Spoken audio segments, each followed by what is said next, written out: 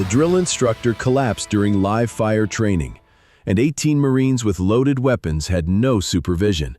But the old janitor who'd been invisible for 12 years stepped forward, grabbed the radio, and commanded the exercise with the precision of someone who'd done this before. Because Gunnery Sergeant Thomas Chen had been training Marines for decades, and today, those skills would save lives. It started with mop buckets and silence. Every morning at 0500, he'd wheel his cart across the Marine Combat Training Facility, emptying trash cans and wiping down equipment while recruits stumbled through their routines. Gray hair, weathered hands, maintenance uniform. Just another civilian contractor earning minimum wage. The young Marines barely noticed him until the day everything changed. Welcome to the Human Stories. Before we continue the shocking tale of a janitor who commanded Marines in live combat, tell me in the comments from which city around the world are you watching today? And if you think some legends hide in plain sight, hit that subscribe button. What you're about to hear will change how you see every person around you.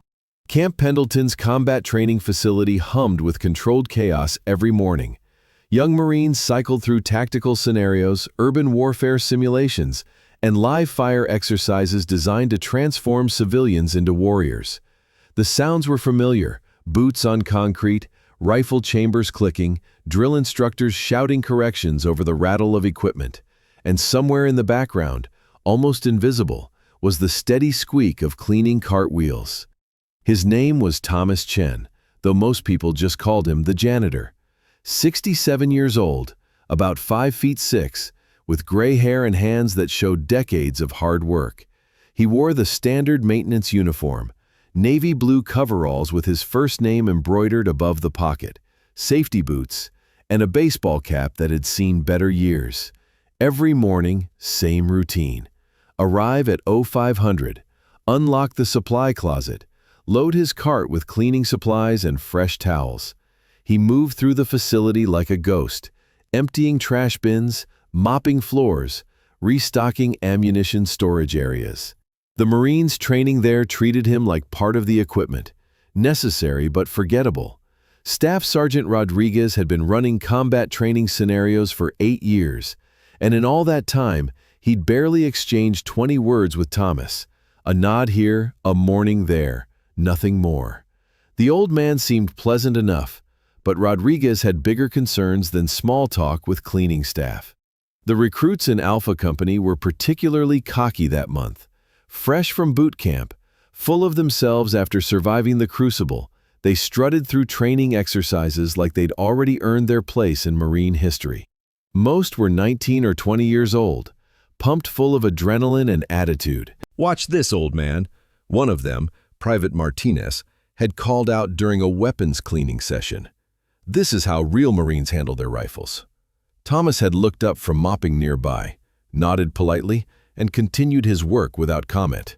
Martinez and his buddies laughed among themselves, but Thomas showed no reaction, just kept cleaning, kept moving, kept being invisible.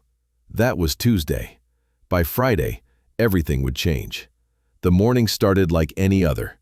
Alpha Company was scheduled for a complex urban warfare simulation. Room clearing, hostage scenarios, coordinated team movements, real bullets, real pressure, real consequences for mistakes. Staff Sergeant Rodriguez briefed them on the exercise, while Thomas quietly restocked the ammunition locker 20 feet away. "Listen up, Marines," Rodriguez barked. "Today's scenario involves a 3-building complex. Civilians mixed with hostiles. Rules of engagement are strict. Positive identification before firing. One mistake, one innocent casualty, and your entire team fails." The recruits nodded, trying to look serious while their excitement showed through.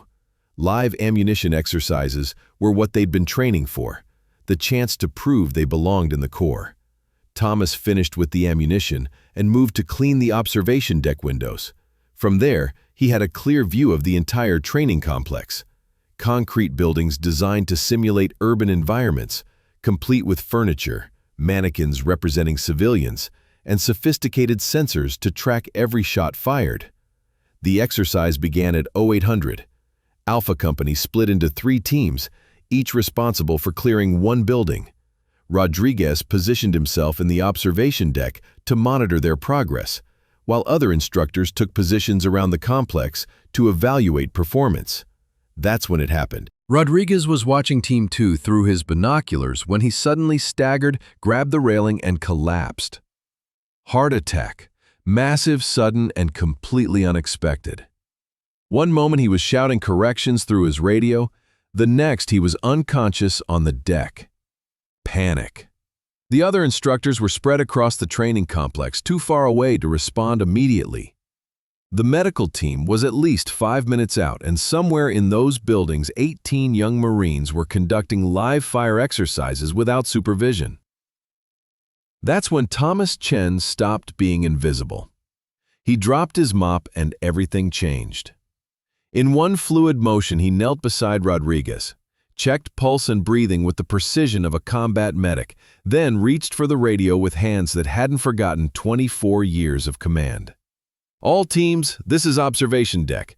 His voice cut through the chaos like a blade, calm, authoritative, carrying the unmistakable tone of someone who'd given life or death orders before. "Cease fire immediately, weapons safe, establish security and hold position." The response was instant.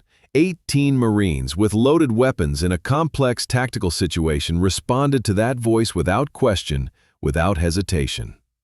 They didn't know who was speaking, but their training recognized the sound of command. "Team leaders, report status," Thomas continued. "Team 1, building secured, 2 civilians safe, 3 targets neutralized," came the immediate response. "Team 2, halfway through 2nd floor, no casualties." "Team 3, encountering heavy resistance, requesting backup." Thomas studied the complex through Rodriguez's binoculars, processing information with the speed of someone who'd managed far more complex situations under far worse conditions. "Team 3, you have hostiles in the northwest stairwell and 2 more on the roof. Team 1, you're closest, move to assist. Team 2, continue your sweep but watch for crossfire from the roof position." The medical team arrived and began working on Rodriguez. Thomas briefly explained what had happened, then returned to the radio as the exercise continued to unfold. For the next 40 minutes, he orchestrated the entire training scenario from the observation deck. But this wasn't lucky guesswork or basic military knowledge picked up from watching drills. This was something else entirely. His instructions were precise, tactical, and revealed an understanding of small unit operations that made the arriving backup instructors stop and listen. Every command was textbook perfect. Every tactical decision was exactly what a seasoned combat leader would make. "Team 2, hold position. Team 3 has a clear shot at the roof target from their position. Don't give away your advantage by moving too early." "Team 1, excellent work on that room clearing. Standard 2-man entry, good communications, textbook execution." "All teams, remember, speed is safety, but accuracy is final. Take your time. Make your shots count." The backup instructors exchanged glances. This wasn't standard radio chatter from civilian staff. This was professional-level tactical command from someone who clearly knew what he was doing. When the exercise finally ended, all 18 Marines had successfully completed their objectives. No training violations, no safety incidents, no casualties. Under the guidance of a man they dismissed as just the janitor, they'd executed one of the most complex training scenarios in the Marine Corps curriculum.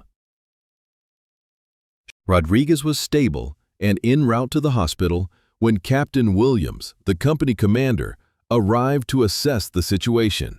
He found Thomas calmly returning equipment to its proper places, while the recruits stood in formation, still processing what had just happened. "Mr. Chen," Williams approached him, "I understand you took command during the emergency."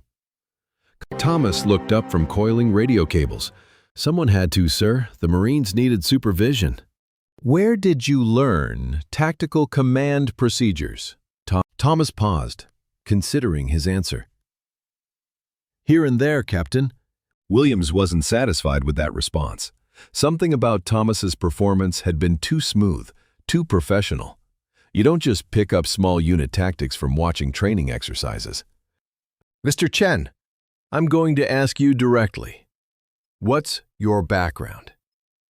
Thomas straightened, and suddenly everything made sense. His posture shifted from civilian maintenance worker to something unmistakably military. Not the awkward straightening of someone trying to remember old habits, but the automatic bearing of someone who had never really stopped being a Marine. Gunnery Sergeant Thomas Chen, 3rd Marine Division, retired. 24 years active duty, including 3 tours in Vietnam and 2 in the Gulf. The silence was deafening. The recruits who had been calling him just the janitor suddenly understood they'd been sharing their workspace with a legend. The same hands that had been mopping their floors had once carried an M16 through Vietnamese jungles. The same voice that had been quietly saying morning to them each day had once commanded Marines in actual combat. I retired from the Corps in 1995, Thomas continued, his voice carrying the weight of decades. Took this job because I like being around Marines, and the pay covers my needs. I wasn't trying to deceive anyone. Nobody ever asked. Captain Williams stared at him. Gunnery Sergeant Chen, your MOS?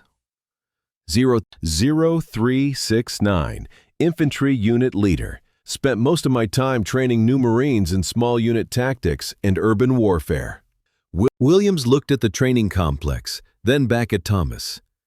You've been working here for how long? 12 years, sir. And in all that time, watching our training exercises?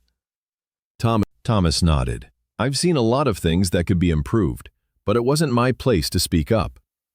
Private Martinez, the same recruit who had mocked Thomas earlier in the week, stepped forward hesitantly. Mr. Chen, sir, I owe you an apology. Thomas looked at him with the same calm expression he'd worn while mopping floors. For what, son? For not showing respect, for treating you like you didn't matter. Thomas picked up his mop bucket and started walking toward the exit. Martinez, you didn't disrespect me. You just didn't know who I was, and there's nothing wrong with that. Rank is something you wear, not something you are. He paused at the door and looked back at the assembled Marines. But here's something for all of you to remember. Every person you meet, every job you think is beneath you, every individual you dismiss as unimportant, they all have stories. They've all been places, done things, learned lessons. The smart Marine listens to everyone because you never know what you might learn. That afternoon, word spread throughout Camp Pendleton. The janitor, who had been invisible for 12 years, was actually a decorated combat veteran. The man who'd been emptying their trash cans had fought in Vietnam, trained thousands of Marines, and earned a chest full of ribbons most of them had only seen in museums. Captain Williams called the base commander, who called the regional commander, who called the commandant's office. Within a week, Thomas Chen had been offered a position as a civilian instructor in the combat training regiment. He declined. I appreciate the offer, Captain, he told Williams, but I like my current job. I get to watch young Marines learn and grow, and that's enough for me. But Gunny, Mr. Chen, you could be teaching them directly, sharing your experience. Thomas smiled.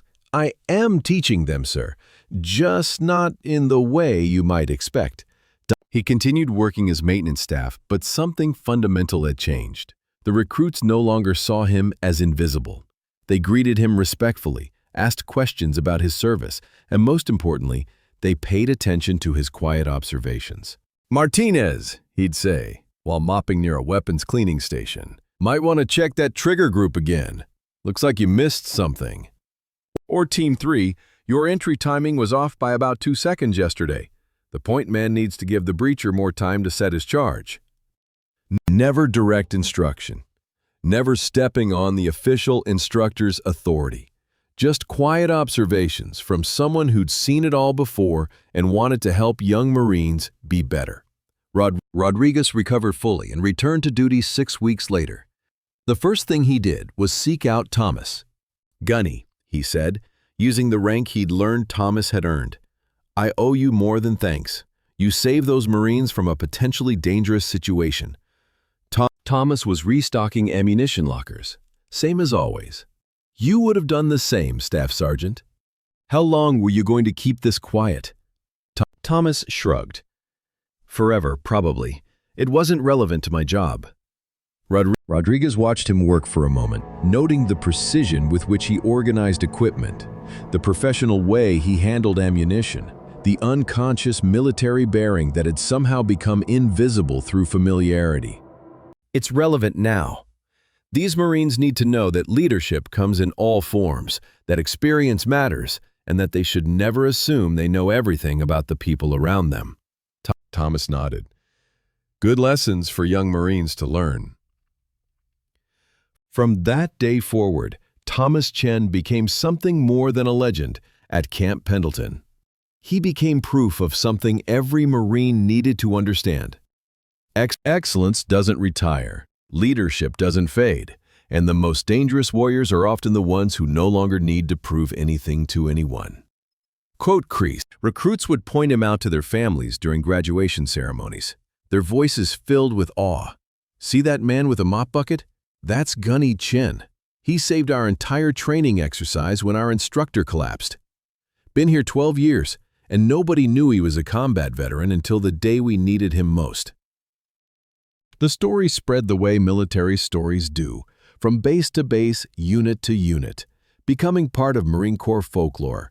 But Thomas Chen didn't change. He still arrived at 0500, still cleaned equipment, still treated every Marine with quiet respect. The only difference was that now, when he made a suggestion, people listened. "Martinez," he'd say while mopping near a weapons cleaning station, "might want to check that trigger group again. Looks like you missed something." Or, Team 3, your entry timing was off by about 2 seconds yesterday. The point man needs to give the breacher more time to set his charge. Close. Never orders, never overstepping authority. Just observations from someone who'd seen it all before and wanted to help young Marines be better. Because that's what real leadership looks like. Quiet, patient, and invisible until the moment it's needed most. So now I ask you, have you ever met someone like Thomas Chen? Someone who seemed ordinary until circumstances revealed their extraordinary background? Someone whose quiet competence spoke louder than any title or uniform ever could? The practice is the comment safe. Share their story in the comments. Tell us about the janitors who were generals, the secretaries who were scientists, the quiet people who carry greatness without advertising it. Because here at The Human Stories, we believe that legends don't always announce themselves. Sometimes they just mop floors and wait for the moment when their experience matters most. Thank you for watching. If this story reminded you that heroes come in all uniforms, including maintenance coveralls, subscribe and share. Help us honor those who serve quietly, lead without rank, and remind us that you never know who you're really talking to.